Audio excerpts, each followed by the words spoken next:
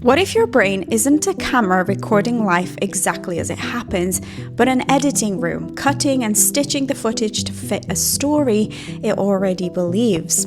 What if the moments you replay in your head, the silence after you spoke up, the look someone gave you, the text that never came, aren't real truth, but scenes edited with jump cuts, sound effects, and subtitles you didn't even realize were added? And what if that invisible editor is shaping how you feel, how you react, and the choices you make every single day? Hi, I'm Arina Popa, transformational coach and founder of the AP Method. And if you're ready to do life, love, and success in a way that actually gets you results, then this video and this channel is for you. And today we're diving into something powerful, the way your mind edits reality.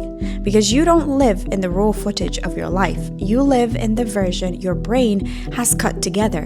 And until you see that editor at work, you'll keep reacting to the movie instead of the truth. Now, when you experience something, your mind does its own thing. It doesn't just file it away like a neutral camera roll. It decides what to highlight, what to crop, what to slow motion, what to skip, and what soundtrack to play underneath. Psychologists call this confirmation bias. Your brain loves to prove itself right. So if you believe people don't really listen to me, your editor will zoom in on the moments that prove it. The yawn, the glance at the phone, the pause in the conversation, and it will cut out the other footage. The smile, the nod, the words of agreement. The final movie feels like rejection, even though the raw footage was totally mixed. Neuroscience explains part of this through the Reticular Activating System, or RAS. This is like the editor's assistant. It sorts through the endless information flooding your senses and selects what matches the storyline you've been running. That's why if you're thinking about buying a new car, suddenly you see that car everywhere. Or if you're anxious about being judged, suddenly every look feels like disapproval. The footage hasn't changed, but the edit has. Now, Carl Jung put it in his own language: what you don't make conscious gets projected outward. In film terms, it's like your editor splicing pieces of your own story into someone else's character. You see them as critical or selfish or distant, when in fact you're watching a projection of what's unacknowledged within yourself. Now, if that sounded like a load of gibberish, let's talk about how this shows up in daily life. You send a text message and hours later there's still no reply. The raw footage is silence, but your editor adds captions. They don't care. You said something wrong. They've lost interest. Now, it's not silence anymore, it's rejection. Or you give a presentation at work. Your boss doesn't say much afterwards. The raw footage is just a pause. But your editor overlays dramatic music and a grim close-up. They hated it, you messed it up, and suddenly your chest is tight, your confidence drops, and you replay the scene all day long. Or you post a photo on Instagram and only a handful of people like it. The raw footage is simply a number, right? But your editor turns it into a headline. Nobody cares, you're invisible, you've got no friends. You feel dismissed when in truth the story was written in the editing room, not in the reality of it. I've seen this play out in my own life. In my corporate role, my hidden edit was your worth depends on constant achievement, or I'm not doing enough, or if I rest, I'm like inadequate. Or if my manager went quiet, I'd be like, oh my God, I did a terrible job and I failed. Now that edit drove me to overwork, over-deliver, and ignore my own well-being. I thought I was responding to reality, but I was reacting to an edited movie. And in my relationships too, this also played out. If a partner pulled away slightly, the raw footage was simple. He needed space, right? But my editor cut the scene like a breakup montage. It added a sad soundtrack and captions like, he doesn't love you, you're not wanted. It wasn't the truth, but I felt as if it was. And this is what happens to all of us. We don't just experience life, we experience the edited version through our own filter. So how do we start noticing the editor at work? I want to give you some simple practices. You don't need a psychology degrees to be able to do this. It's very basic, but they will help you out massively. Number one, the movie test. Pick a favorite film scene and watch it with the sound off. Notice how different it feels. Then imagine your life. What soundtrack are you unconsciously adding to everyday moments? Exercise 2, autocorrect journal.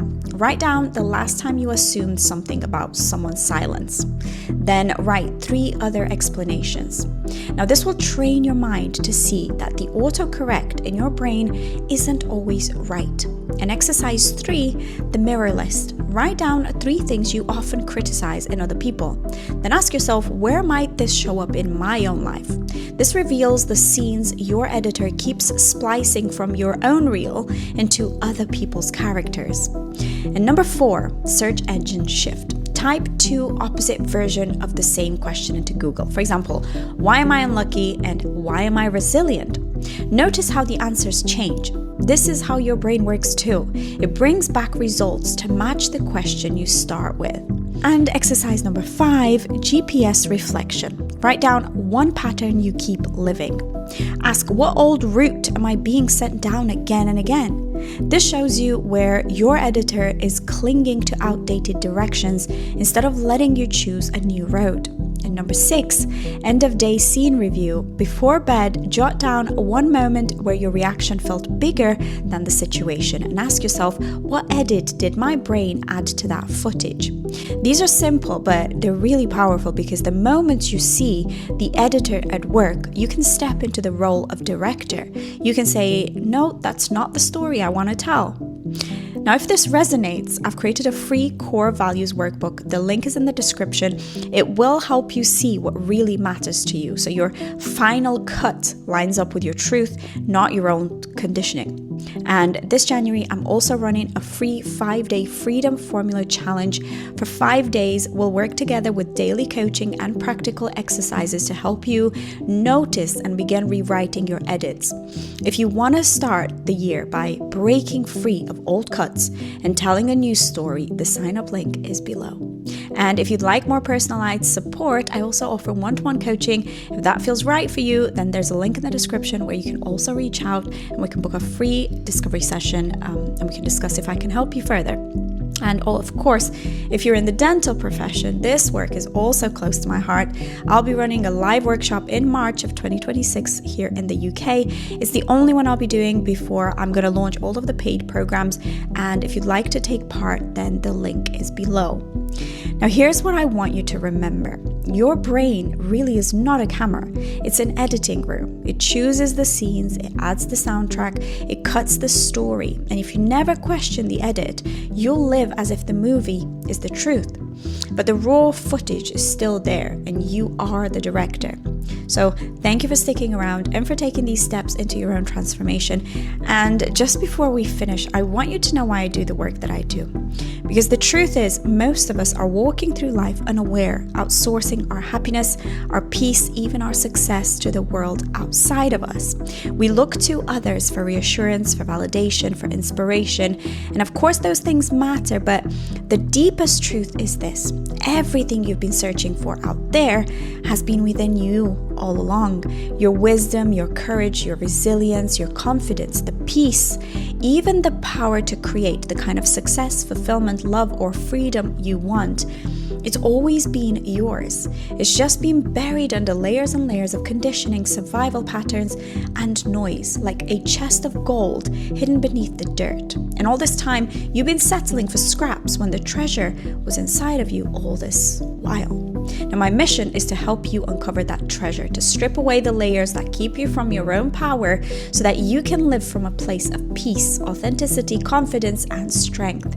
Because when you find that place, there is nothing you cannot overcome, nothing you cannot figure out, and nothing that can shake you. And no matter what the goal, whether it's success, whether it's fulfillment, whether it's living a life that feels authentic, peaceful, or free, or whether it's building the kind of wealth or love or career you dream of, this is the only way. It all begins here. And that is my dream for every person I reach, and that was what the AP method was designed to do. So thank you for watching. Thank you for being here. Thank you for listening. And I can't wait to see you in the next one. Bye for now.